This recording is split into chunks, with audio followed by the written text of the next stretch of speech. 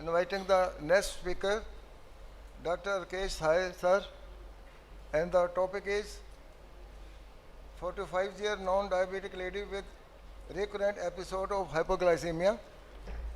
Oh, this is, as we know, this is a very rare disease.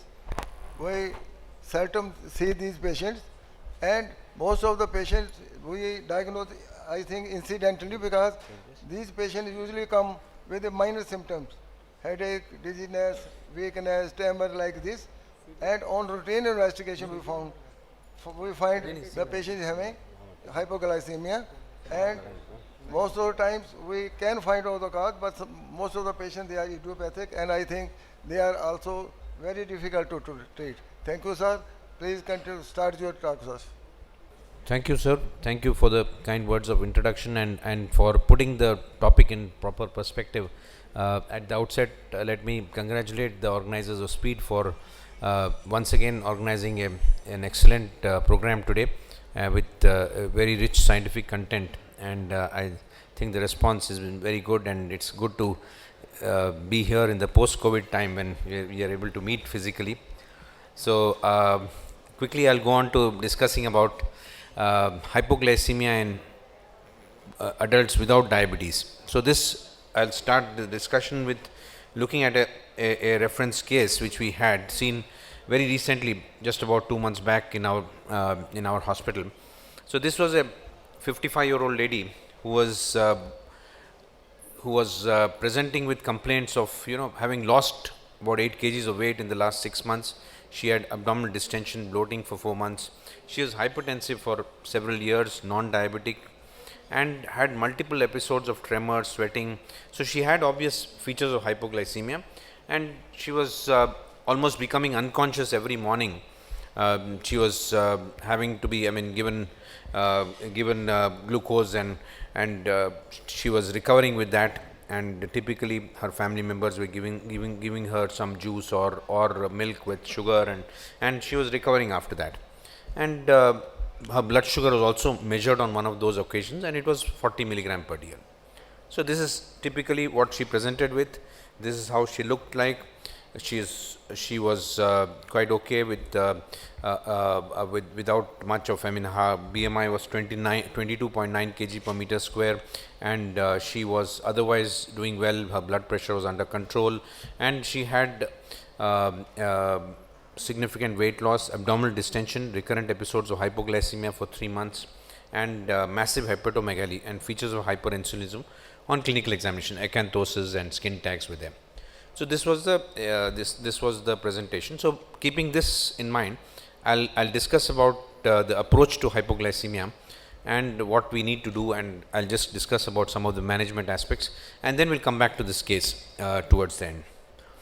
So this was her appearance. As you can see, coarse facial features. She had acanthosis, skin tags, and she had massive hepatomegaly about 15 centimeters below the costal margin. So this was her presentation. So basically, if you look at the physiology of glucose metabolism or regulation in the body, we know that glucose is is an obligate fuel for the brain under normal physiological conditions, and in order to maintain this proper brain function, the glucose levels are maintained in a very narrow range of 70 to 110, you could say, throughout irrespective of whether you are in the fasting state or the fed state, and that is done by several different hormones, as we know, the major players being insulin, glucagon, epinephrine, and these are responsible for maintaining the glucose levels in the normal range, as I mentioned. And glycogen, which is stored in the liver and muscle, plays an important provider for the glucose, and gluconeogenesis comes into play once the glycogen stores are getting exhausted, and ketogenesis then takes over in patients who are fasting for a longer period of time. So if you look at the physiological responses, what happens normally when the glucose levels are going down, as you can see, the first response is a decrease in insulin secretion at levels of 80 to 85. Then as levels go down below that, then there's an increase in glucagon secretion. Simultaneously, there's an increase in epinephrine secretion at the same levels of 65 to 70, and then there's increase in cortisol and growth hormone secretion, and subsequently there are other hormones come in, and neurogenic symptoms, or the or the what you call the epinephric symptoms or the adrenergic symptoms are the first ones to occur. They may start at around 70 itself, and the neuroglycopenic symptoms come around less than when the blood glucose levels go below 55 or below 40, and that can vary from person to person depending on the frequency of hypoglycemia. There are individuals who have recurrent hypoglycemia may not have the same adrenergic response, and that's what we are worried about. And sometimes when you're managing patients with diabetes with recurrent episodes of hypoglycemia, we call it as a hypoglycemia unawareness and all these. So as you can see, the symptoms, you could classify hypoglycemia based on the levels of presentation, symptomatic versus severe neuroglycopenia, where you have, and the ADA also. If you look at the ADA classification of hypoglycemia, you say that level 1 is where the glucose levels are between 54 to 70, level 2 is below 54, and severe hypoglycemia characterized by altered mental or physical status is what is very severe hypoglycemia. And then you have the categories of documented hypoglycemia versus only symptomatic hypoglycemia versus the severe hypoglycemia where some third party assistance is required for correcting the hypoglycemia. So having looked at that, let us look at what are the points that we need to keep in mind. The most important point that you need to do is first rule out pseudo hypoglycemia or relative hypoglycemia that can sometimes happen. So what is pseudo hypoglycemia? Because this could be because of delay in using the sample for estimation of blood glucose levels. So during that period, if you're not taking adequate care, there could be utilization of the glucose by the by the cells, and that could lead to low glucose levels being measured. And this can happen. This can be particularly exaggerated when there are situations like polycythemia, hyperviscosity syndromes, all these other syndromes can, and hypertriglyceridemia can be a feature which can cause low glucose levels. So this is artificially measured low glucose, which is happening because of a delay in measuring the glucose levels, not using fluoride in the tube to prevent glycolysis from happening, and many drugs can interfere with that. Severe acidosis can sometimes falsely decrease the glucose readings. Patients receiving high flow oxygen can have low glucose levels, and so high hematocrit in neonates also can cause falsely low glucose levels. So these are all the situations of pseudo hypoglycemia. These are errors in measurement which you should keep in mind when you're doing that. And the other point that you have to keep in mind is relative hypoglycemia. This is not relevant from today's talk because this is more common in people with diabetes, when they have poorly controlled diabetes, high levels of glucose for a long period of time. Even if a 30% drop in glucose levels happen from say 400, it comes down to 350 or 250 rapidly, then they have the features of hypoglycemia. That is a relative hypoglycemia. But essential to see that you satisfy what is called as the Whipple's triad for hypoglycemia. That is the presence of symptoms of hypoglycemia and a low plasma glucose when you measure the glucose levels by a precise method, and correction of the hypoglycemia, correction of these symptoms with glucose. So if these three criteria are satisfied, then you are quite confident that hypoglycemia is the cause for the symptoms, and then you need to go ahead and evaluate that. One important thing is that a normal plasma glucose during a symptomatic episode of hypoglycemia is a strong evidence that the symptoms are probably not because of hypoglycemia. So you should try to measure the glucose levels during the episode of hypoglycemia, during the episode of symptoms. When the symptoms of hypoglycemia are there, it's important to measure the glucose level in that situation, because that, if it is low, then it gives you a basis for further evaluation, and also if it is normal, then it indicates that you need to probably look at other symptoms, because the symptoms are basically the adrenergic symptoms which could happen in different scenarios.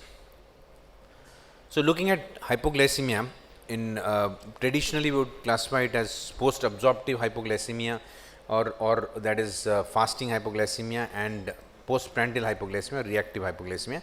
And clinically we could even classify it as people having hypoglycemia who are normal, otherwise looking normal, that is a seemingly well individual, versus a ill or medicated individual having hypoglycemia. So these are two different scenarios, and because the causes are different, I would as you can see in this, the seemingly well individuals are those who have endogenous hyperinsulinism in the form either because of insulinomas, nesidoblastosis, or it could be even insulinoma, pancreatogenous hypoglycemia. It could happen in people with post-gastric bypass hypoglycemia and autoimmune hypoglycemias. All these are situations where you have a person who is otherwise normal, whereas you could have ill or medicated individuals having hypoglycemia. There you typically need to look for drugs which could be causing hypoglycemia, like insulin or insulin secretagogues. Alcohol intake can be causing hypoglycemia.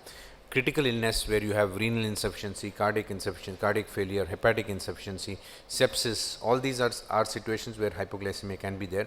And endocrine deficiencies like adrenal insufficiency or glucagon or epinephrine deficiency, where you have hormone deficiencies where the counter-regulatory hormones are absent, that can also be a cause. Then non-islet cell tumors could also be causing hypoglycemia through different mechanisms. So, as we said, the endogenous hyperinsulinemia is something which you need to look for. You need to, in a seemingly normal individual, and insulinoma is one of the commonest causes in this situation.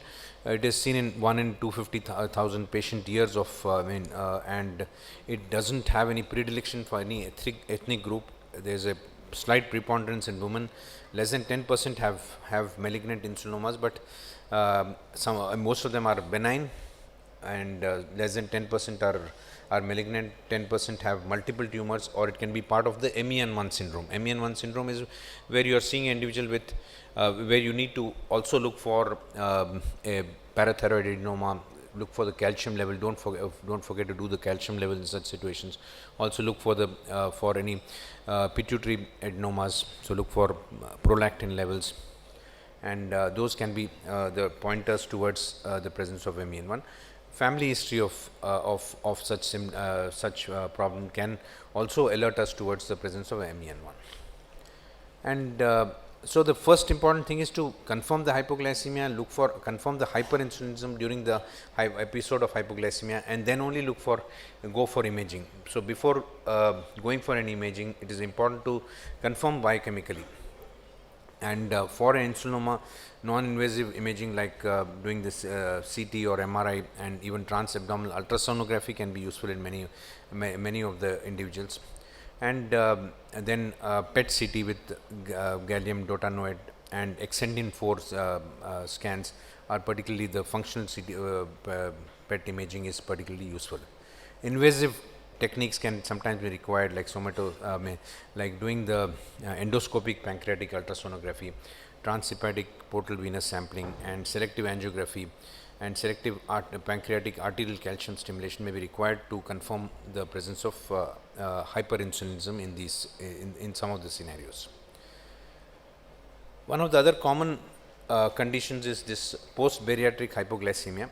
Now that we are seeing a lot of people going for bariatric surgery, we have this.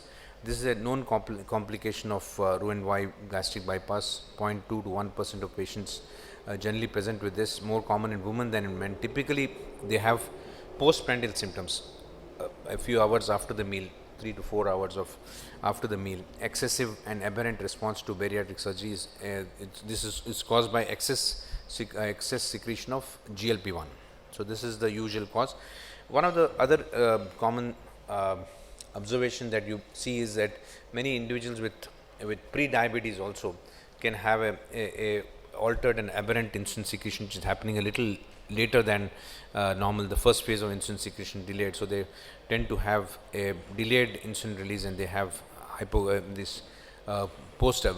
have this postprandial hypoglycemia, delayed postprandial hypoglycemic symptoms can also be seen in such individuals. Then you have non-insulinoma pancreatogenous hypoglycemia syndrome, which is often confused with post-bypass hypoglycemia. This should be considered in patients who do not have a history of gastric bypass and present with endogenous hyperinsulinemic hypoglycemia in the setting of negative localizing imaging studies. Hypoglycemia typically occurs in the postprandial period. Surgical specimens exhibit features of necidoblastosis if somebody has undergone a surgery with such a scenario, and most of genetic tests are also not suggestive of any mutation. Then another condition that has to be kept in mind is autoimmune hypoglycemias, where the antibodies are present which are direct towards the insulin receptor or towards the insulin. And here one of the important points are here that you have very high plasma levels of insulin, which is in the range of thousands, and the insulin antibodies also may be very high. And there is no consistently effective therapy for this, but this is something which has to be kept in mind. Particularly, this was described by Hirata in 1972, and plasma here the plasma insulin levels are typically higher than 1,000 picomoles per liter. Presence of insulin antibodies is there. This is more common in Asians and patients with autoimmune diseases, particularly with HLA DR4 positivity.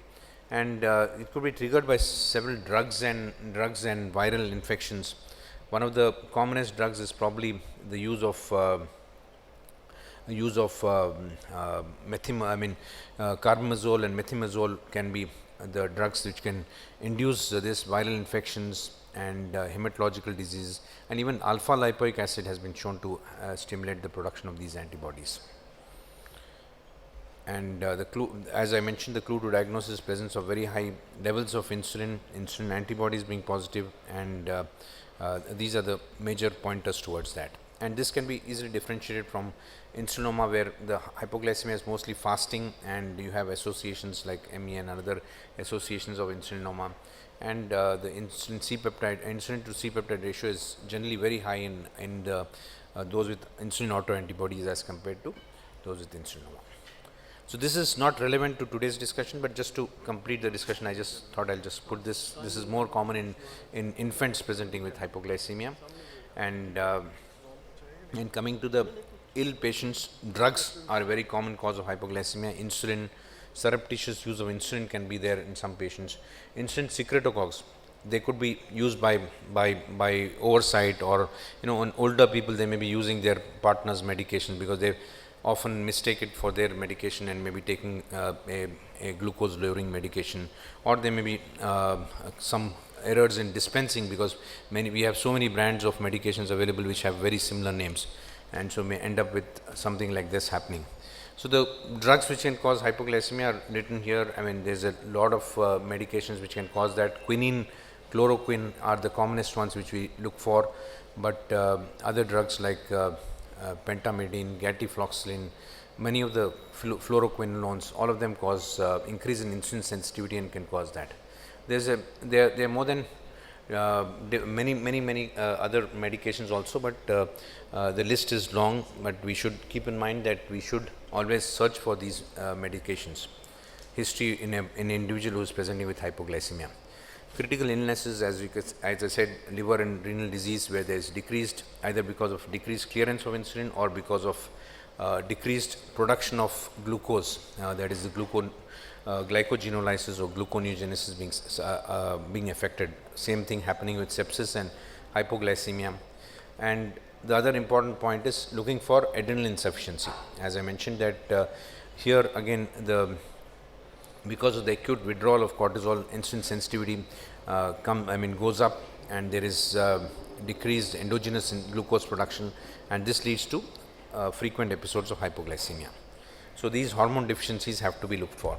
And then factitious hypoglycemia, as I mentioned, in these patients, drug screen is very important. Looking for the SUs, the sulfonylureas can be measured, and it could either be just because of oversight or maybe dispensing errors because of the different pharmacists not being aware of what medication they have to dispense, and they may be mistakenly dispensing some oral hypoglycemic agents. And so these are things that have to be kept in mind. And then the other group is the non-islet cell tumors. These are tumors which are either mesenchymal tumors or epithelial tumors which secrete IGF-1 or IGF-2, and they tend to have hypoglycemia, and these are quite rare, but these have to also be kept in mind.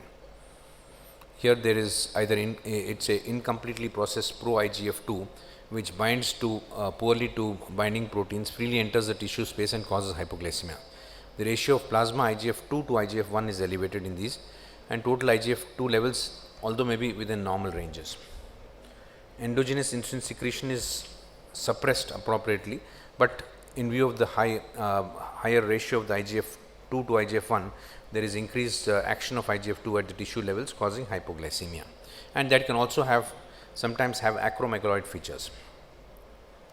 So coming to that, in the next few minutes, I'll just discuss the diagnostic approach. What you need to do is that look specifically for the symptoms, look for whether it is fasting or postprandial hypoglycemia, the duration of symptoms, the aggravating relieving factors, look at family history, and also history for bariatric surgery, evidence of adrenal insufficiency. A thorough physical examination is very important because it may give many clues, as we've just discussed. Seek for the Whipple's triad being fulfilled. If symptoms occur during the phase of hypoglycemia, I mean when you're able to document the hypoglycemia, then you should take a critical sample, but keep in mind that plasma glucose measurements which are done to document the Whipple's triad should be done with a reliable laboratory method and not with a blood glucose monitor, because the self-monitoring blood glucose monitors can sometimes read the glucose levels on the lower side. So there are errors when you're going below 70, below 60, you have more errors with the plasma glucose meters. So therefore, we need to rely on a plasma glucose value rather than a blood glucose meter measurement. So as we said, once you confirm the hypoglycemia, confirm the Whipple's triad, then you look at doing the insulin levels during the hypoglycemic episode, where you document the hypoglycemia and also look at the insulin levels. If you have a hyperinsulinemia, you then look at the C-peptide and proinsulin levels also. Low C-peptide and proinsulin level would indicate exogenous hyperinsulinism, whereas high C-peptide and proinsulin level would indicate endogenous hyperinsulinism, and this could be because of oral hypoglycemic agents. It could be even the insulin autoimmune syndrome, or it could be insulinoma. So this is how the diagnostic approach would go on. The collection of the critical sample is very important, because in that sample you are looking at during the episode of hypoglycemia where you have a documented low glucose level, you are looking at the serum insulin levels, C-peptide levels, beta hydroxybutyrate, the proinsulin, and urine sample for sulfonylurea screening during that time. Insulin antibodies also need to be done, but you don't have to do it during the episode of hypoglycemia. It can be done at any other time.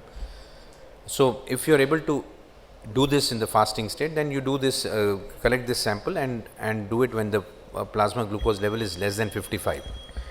If the symptoms don't occur, I mean, if neither symptoms nor hypoglycemia occurs when you're under observation, but the clinical suspicion is high, then you need to go for a 72-hour fast. For a postprandial hypoglycemia, you do a similar thing, but you use a mixed meal test. You don't use OGTT, because there again the results can be misleading. And a 72-hour fast would provoke provoke the purpose is to provoke the hemostatic responses, that is the homeostatic responses that keep the blood glucose from falling. And normal individuals, even if they are fasting for 72 hours, do not have symptomatic hypoglycemia even after a prolonged fast. And so what we see is that we initiate the fast in the evening, depending on the severity. You can initiate on the previous evening and then keep collecting the blood samples 4 to 6 hours until the plasma glucose levels come to about 60, and then you do it every 1 to 2 hours. Initially you may do the glucometer readings, but later on, when you are coming to the point where the glucose levels are low, then you should rely more on concluding the fast. You rely more on the plasma glucose value. And what do you do at that time? When do you conclude? You do it when the plasma glucose value has gone below 45, or if the symptoms of hypoglycemia are there, or if the 72 hours have elapsed.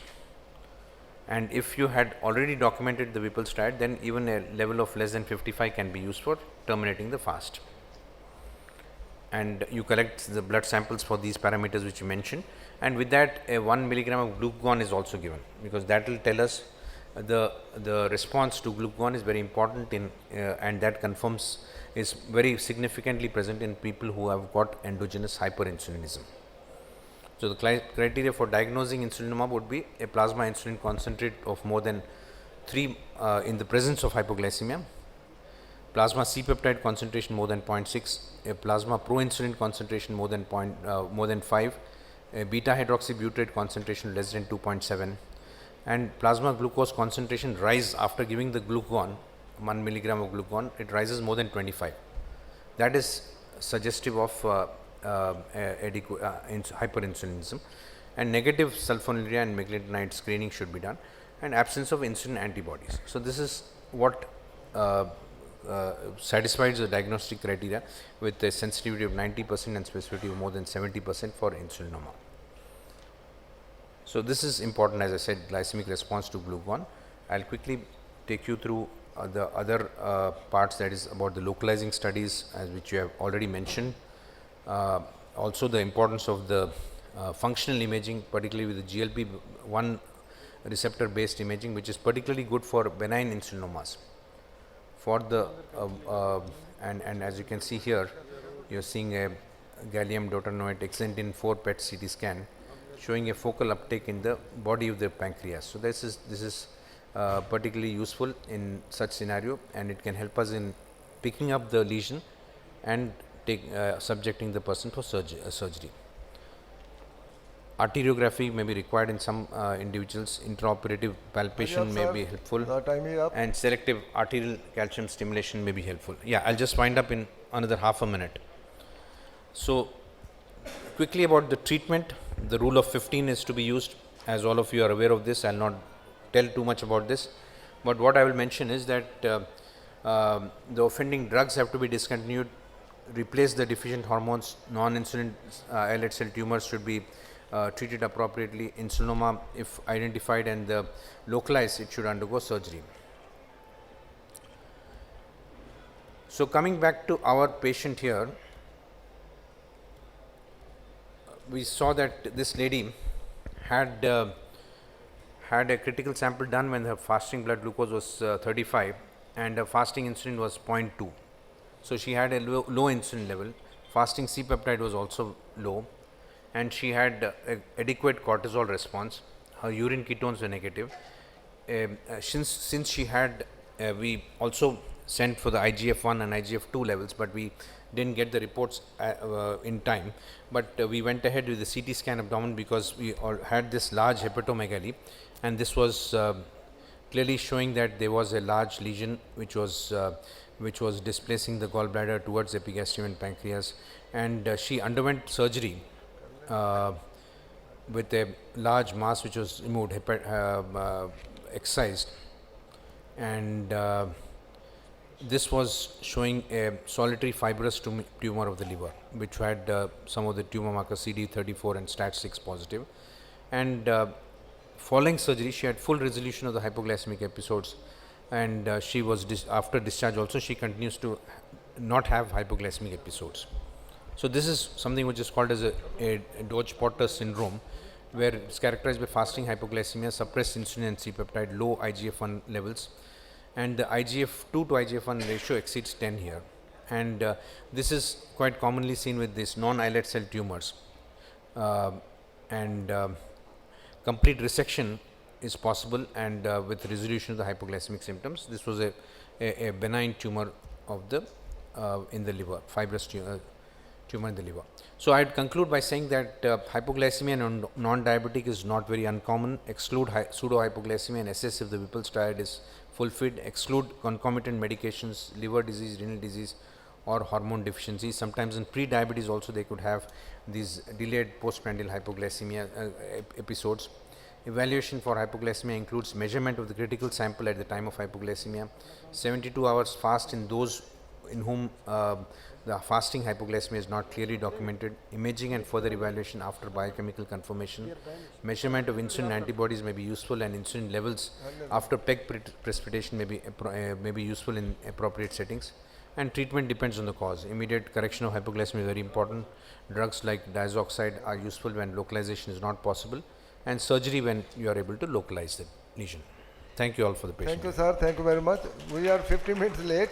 Even then, if you have one question, we can give the time, because this is very important topic we have discussed. Sure, thank you very much. I am Professor Indrajit Prasad from Dhaka, Bangladesh. I think this is a big forum to discuss endocrine issues. I'd like to thank Professor Rakesh Sahay, because he's a very popular speaker not only in India as well. He's a very popular speaker in Bangladesh. And thank you very much for taking the trouble to travel Bangladesh and take several lectures over there. So my question is that recent past we have encountered some hypoglycemic patients. This is a form of autoimmune hypoglycemia, autoimmune insulin hypoglycemia. So my question to you, to clarify for every of our participants, so how to differentiate between this autoimmune insulin hypoglycemia and type 2 insulin resistance, and how steroid actually helps to manage these cases and the protocol for prescribing steroid for autoimmune hypoglycemia. Thank you very much, sir. Thank you. Thank you, Dr. Indrajit, for the interesting, with the very important question which you've raised. Autoimmune hypoglycemia is quite not uncommon, and you may see individuals who present with features of hypoglycemia. You measure the insulin levels there at the time of hypoglycemia; they are high. And to differentiate that, you find that the insulin levels are very high there, whereas in individuals with insulinoma, you may have levels of, where you're looking at 3 as a cutoff, you may find 10, 15 or so. But in those with autoimmune hypoglycemia, they tend to have very high insulin levels of more than 1000, and also the insulin antibodies are high. And the interesting part is that you do a peg precipitation, you get down, the levels come down, because what happens is that most of it is because the antibody is also being measured in the assay for insulin. So that can be overcome by doing a peg precipitation, and those are the clinical, or the clues that can help us in differentiating this from insulinoma versus a autoimmune hypoglycemia. And it is important to differentiate this, because as you said that the treatment aspects would be different, because while in insulinoma you would be looking at going for localizing the lesion, here you would rather be looking at managing with, in some situations steroids are helpful, suppressing the antibody production may help, and many of them have spontaneous resolution also, not requiring therapy for a long period of time. Okay, thank you very much. And the patient can present both diabetes mellitus and hypoglycemia alternating. Yes. We are sorry, we will not take more questions now. We are already over time. Yeah, thank you very much. Thank you, Dr. Rakesh, and thank you all audience for being patient listening. And on behalf of all Co3 chairpersons, we thank the organizers for giving a chance. Good day.